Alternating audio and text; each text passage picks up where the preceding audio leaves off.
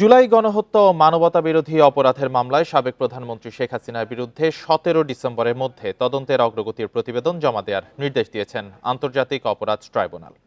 এর আগে বেলা ১১টার দিকে ট্রাইব্যুনালে বিচারের আনুষ্ঠানিকতা শুরু হয়। এ সময় ট্রাইব্যুনালে হাজির করা হয় আওয়ামী লীগ সরকারের সাবেক মন্ত্রী, উপদেষ্টা সহ ১৩ হেভিওয়েট আসামিকে। এদের মধ্যে রয়েছেন আনিসুল হক, দীপুমণি, শাহজাহান খান, হাসানুল হক ইনু, সালমান এফ রহমান সহ অন্যরা। এদিকে বিচার আনুষ্ঠানিকতা শুরু হওয়ায় ট্রাইব্যুনালের নিরাপত্তা ব্যবস্থা জোরদার করা হয়েছে। রোববার চিফ প্রসিকিউটর জানান, এ পর্যন্ত গুম, খুন সহ সব অপরাধেরই বিচার হবে, তবে সবার আগে হবে জুলাই গণহত্যার বিচার। এর আগে শেখ হাসিনা ও তার মন্ত্রিসভার সদস্য সহ ৪৬ জনের বিরুদ্ধে ১ মাস আগে গ্রেপ্তারি পরোয়ানা জারি করে আন্তর্জাতিক অপরাধ ট্রাইব্যুনাল। ট্রাইব্যুনালে যে মামলাগুলো নির্ধারণে কজ লিস্টে আছে তার মধ্যে ১৪ জন আসামি ইতিমধ্যে অন্যান্য মামলায় কারাগারে গ্রেফতার হয়ে আটক আছে।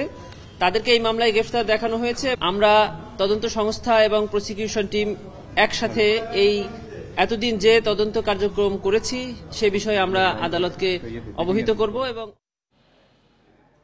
এ বিষয়ে আরো জানতে আন্তর্জাতিক অপরাধ ট্রাইব্যুনাল থেকে যোগ দিয়েছেন সহকর্মী আলামিন হোসেন।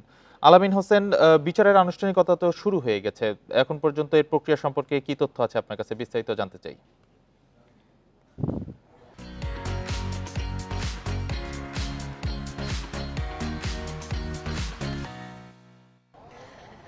এখনো শুনানি চলছে প্রসিকিউশন বিভাগের পক্ষ থেকে, বিশেষ করে চিফ প্রসিকিউটর তাজুল ইসলাম, তিনি আসলে আসামি পক্ষের আইনজীবী হয়ে এখানে ওকালাতনামায় স্বাক্ষর করেছেন কিনা সে বিষয়ে আমাদের কাছে স্পষ্ট কোনো বক্তব্য নেই। তবে আসামি পক্ষের আইনজীবীর হয়ে লড়ার কথা ছিল এহসানুল হক সামাজি, তিনি দাঁড়ালে সে বিষয়ে আপত্তি দেয় প্রসিকিউশন বিভাগের পক্ষ থেকে। এর বাইরে আমরা যতটুকু শুনেছি যে সাবেক প্রধানমন্ত্রী জুলাই আগস্ট গণহত্যার দায়ে অভিযুক্ত, তার তদন্তের অগ্রগতির প্রতিবেদন আগামী ১৭ ডিসেম্বরের মধ্যে দেওয়ার একটি নির্দেশনা দেওয়া হয়েছে। বাকি আসামি যারা রয়েছেন, বিশেষ করে ৯ মন্ত্রী সহ ১৩ জনকে এখানে আজকে হাজির করা হয়েছে এবং তাদের বিষয়ে এখনো শুনানি চলছে।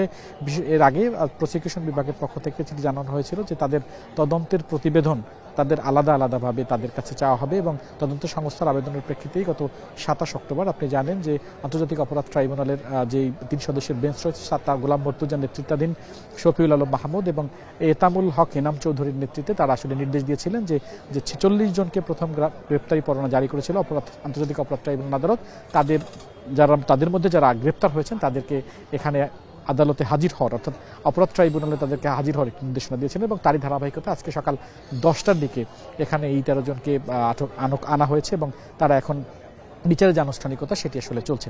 এর বাইরে শেখ হাসিনা সাবেক প্রধানমন্ত্রী যিনি, তাকে আসলে আনার বিষয়ে ইন্টারপোলের সহায়তা চাওয়া হয়েছে কিনা এবং তার অগ্রগতি কি সে বিষয়ে প্রসিকিউশন বিভাগের কাছে জানতে চেয়েছে আদালত এবং প্রসিকিউশন যেটি বলছেন যে তাকে আনার বিষয়, অর্থাৎ সাবেক প্রধানমন্ত্রীকে জুলাই আগস্টে গণহত্যার দায়ে অভিযুক্ত, তাকে আনার একটি প্রক্রিয়া শুরু হয়েছে এবং তার বিষয়টি ইন্টারপোলকে তারা অবহিত করেছেন।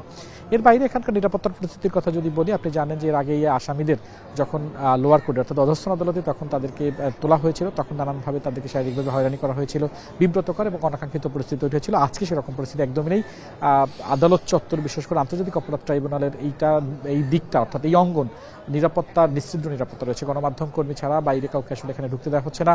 আইন শৃঙ্খলা রক্ষাকারী বাহিনী সরব উপস্থিত রয়েছে এবং নিশ্চিদ্র নিরাপত্তার ব্যবস্থা এখনো রয়েছে। এর বাইরে আসলে কখন নাগাদ শেষ হবে সেটি আসলে এখনো বোঝা যাচ্ছে না। ইজলাস কক্ষের মধ্যে আমাদের যিনি জাহিদুল বাশার তিনি রয়েছেন, তিনি আসলে আমাদেরকে এই তথ্যটুকুই দিয়ে সহায়তা করেছেন যে এখনো শুনানি চলছে এবং পরবর্তীতে হয়তো আরো তারা তদন্ত প্রতিবেদনের জন্য প্রসিকিউশন বিভাগের পক্ষ থেকে যারা এখানে ১৩ জন হাজির করা হয়েছে তাদেরকে আলাদা কতটুকু সময় দেওয়া হবে, কি পরিমাণ সময় দেওয়া হবে এবং সাবেক প্রধানমন্ত্রী শেখ হাসিনার মতো যারা আসামি হিসাবে আজকে এখানে হাজির করা হয়েছে তাদেরকেও আসলে তাদের তদন্ত কার্যক্রমের জন্য কোনো সময়সীমা বেঁধে দেবে কিনা সেটি বিষয় নিয়ে আসলে এখানে এখন পর্যন্ত শুনানি চলছে।